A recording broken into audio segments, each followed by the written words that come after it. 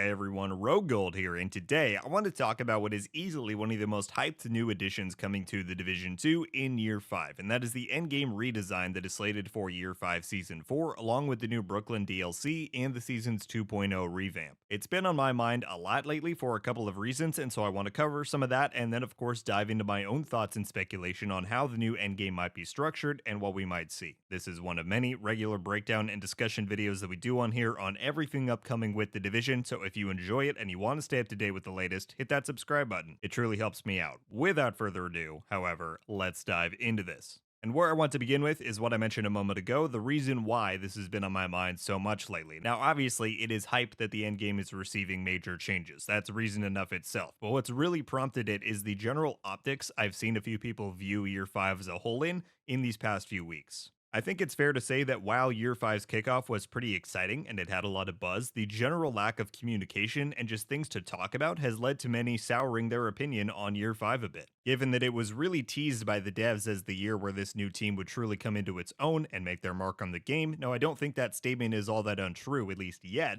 but I also don't think the community is invalid for feeling how they do. Let me explain. The developers and players of any live game view things in two very different ways. Obviously, the developers have a much greater insight and foresight into what is coming to the game, and sometimes this stuff can be very far into the future. Yannick, the creative director on The Division 2, previously explained in my interview with him that title updates can begin their work up to 9 months in advance of their release, sometimes even longer depending on the scale of the update. And so I think what we've seen a bit with Year 5 is that the devs and the community are interpreting one fact in two very different ways. Year 5 is going to tie in delivering the most amount of new content the game has seen in 1 year since the Division 2 released. That's a fact. Back in Year 2, we got a new expansion, a raid, and a game mode, and Year 5 is bringing a DLC, an incursion, and a game mode. Now sure, you can nitpick and count ounces of content compared to one another, but I think you get my point. But while that is true, the heaviest hitting content of Year 5 isn't dropping until its final season early next year. The devs are certainly excited for that. It's this new team's chance at truly making their mark on the game,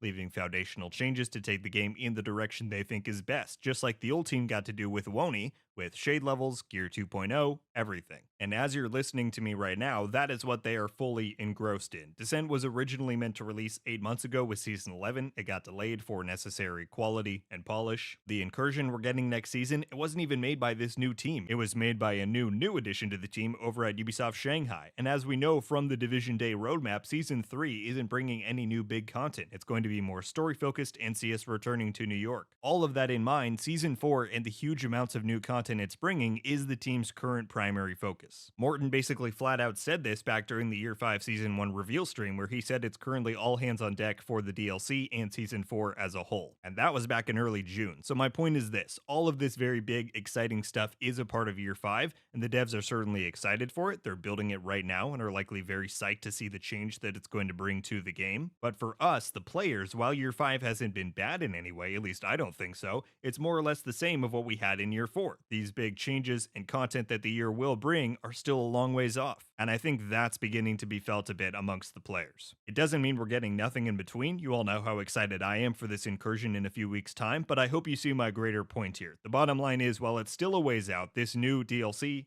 Endgame revamp, and Seasons 2.0 are what the devs are putting all of their blood, sweat, and tears into right now, and that's what I want to talk about today. Because like I said, it's going to be their chance at really changing the course of this massive ship that is the Division 2, and I don't think they're going to waste that opportunity. So we've talked a lot about the upcoming DLC already lately, but I want to focus on this endgame revamp we know is coming, as that's where I think some of these more foundational changes will be housed. Let me quickly recap what we know for certain it's including before we get to any of my own thoughts on it. For one, somewhere in either Seasons 2.0 or this wider endgame revamp, Yannick has confirmed that we are getting a new farmable item type in the game, and that it will offer some form of unique bonuses compared to the pre-existing items that we have. Now, what we don't know is, will this be a 7th gear slot for our builds? Is it a more secondary trinket-like item? Like I said, we don't know, but it's certainly promising and very exciting. Additionally, he's commented on how their goal is to make the endgame more structured, in his words, quote, giving a purpose to each mode and experience, right? Instead of having main missions, countdown, and the seasonal manhunt all offer the same rewards, he says they want to create a reason for why you'd want to go and play each different experience. And lastly, specifically in regards to Seasons 2.0, he stated that they want to underscore the why, for why players should feel the need to return to the game each season, and work on making the entire thing more rewarding and connected to the larger game. So I don't know about you all, but each one of those things he lists off sounds like W after W after W to me. Of course, actions speak louder than words. We need to see how this stuff is implemented and if it's effective. But at a conceptual level, and I've said this since these things were announced, I'm just immensely happy that this is the direction and that these are the things the devs are investing their time and resources into. Division 2 does need a major refresh. If Massive and Ubisoft want this mainline series to continue for many more years, hopefully into a Division 3 one day, and this is the chance to make that refresh happen. So, how do I think it's all going to play out? Well, the one thing that certainly intrigues me is how Yannick says they want to give each type of content and mode in the endgame an individual purpose and reason to play them. I agree with that goal 100%. It's something I've been saying we've needed for years. I'm just very curious to see how it'll play out. One possibility is they literally just make it so that one type of content, let's say the open world, becomes the only viable way to farm experience. And then Countdown and Summit are more loot driven. I mean, that's sort of how it already is now, but I imagine these changes would just make that more solidified. That's one option. I've seen a good few people say, however, that they would not enjoy that sort of an implementation, as they don't want to necessarily feel literally forced to play certain types of content just to get that one thing that they need. And I think that's fair. The goal of this change should be to add purpose, not create forced content experiences. One way I think this could be achieved is by molding and expanding the targeted loot system just a little bit. At this point, the targeted loot has gone wild, right? Almost every piece of content has it. The most popular game modes let you choose your own. It's just loot pillars galore out there. But wouldn't it be interesting if the concept of targeted loot got expanded beyond just loot? Imagine this, the entire endgame gets changed to adopt a targeted farming system, and each day rotates the following: regular targeted loot selections, choose your own targeted loot, targeted material types, and targeted XP. For example, one day West Potomac Park has targeted knee pads, Jefferson Trade Center has the targeted loot selector, Dark Zone West has targeted electronics, and Countdown's got targeted XP. This would not remove any of the unique elements that these different experiences already offer. The open world would still have good XP farms, Countdown would still offer great loot, but now, by using the targeted system, it places an additional layer of incentive for you to play different types of content across the game,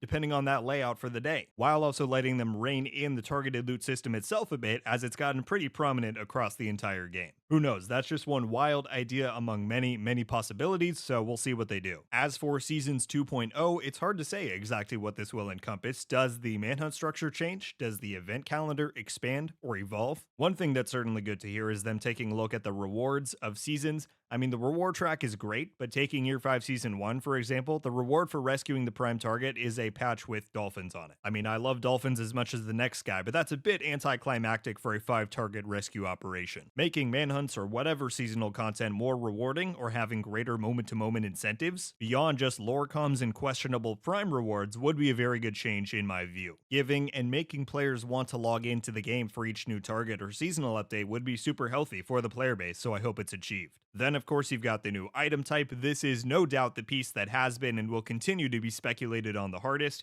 It could be a million different things. Earlier, I mentioned the possibility for it just to be a straight up 7th gear slot. That's certainly possible. However, I don't personally think it will be. I think it's more likely for it to be a trinket, token, ring type of item if you've ever played WoW or other MMOs before. Basically just a more secondary item that offers some sort of augmentation and customization, but most importantly offers unique stats or bonuses compared to the rest of the gear that we have available. And if they can achieve that with whatever item form or type this will be, I think that's going to be a huge win for Season 4's drive and longevity, and just the whole game moving forward. Looter shooters thrive on providing players the chase, and at least for me, I haven't really felt the thrill of that chase since Gear 2.0 got added in Warlords. It's super easy to get god roll pieces with the stats that you want, and you can get dozens of copies of it using targeted loot. It's just oversaturation to a degree, so whatever form this new item comes in, I just hope that it is enticing, makes us want to farm more of it or different forms of it, and has that noticeable effect on our builds or loadout in some way. Like I've said a few times now, this update and package and vision that the team has had to end Year 5 off with a DLC, Endgame and Season revamp, it's their first and maybe only chance at truly leaving their mark on the game. Sure, they've added plenty of things since content resumed in Season 9, but they've really only been adding to the horizontal layout that the Division 2's Endgame has. If you've watched me for any length of time, you might be familiar with that metaphor that I use. The point is, advancing and evolving the Endgame is the biggest shakeup we'll have had since Warlords released over 3 years ago. And if it's done well, it has the potential to revitalize existing and old Division 2 players in a major way. So I'm really excited to see how that all plays out, and I think that's about everything I've got to share on the topic, y'all. I try not to ramble on for too long and just spend hours spewing my own ideas. Of course, there's a million different directions they could go based off of what we know, and I'm curious to hear how you all interpret the comments and information that we have. What stood out to you most from what we know is being changed? And how do you think this coming update will evolve it? Also, I'd love to hear your thoughts on the general Year 5 outlook that we covered at the start. Whatever your thoughts are on any of it, leave it all down below and I'll be super curious to read through it. But that's all I've got for you today, folks. Thank you all so much for watching. Stay safe. I'll see you in the next one. RogueGold. Out.